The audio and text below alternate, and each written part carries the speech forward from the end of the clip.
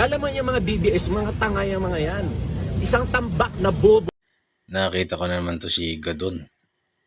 Ay, hindi na pala siya attorney, no? Si Gadon. Because of his scandalous behavior that is a disgrace to the legal profession. Alam mo, Gadon, may problema kang konti. Kasi, imagine mo, tanggalan ka na lisensya. Okay lang naman yan kung mayaman ka. Kaso, sinasabi mo dati, mga pinklawan, bobo. Mga anti-Marcos, bobo ka mo.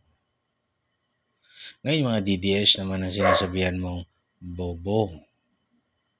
Sabi mo, bobo. Nakang, Gadon. Gadon. Konti na lang kayong mga loyalista. Mga tanga pa kayong lahat.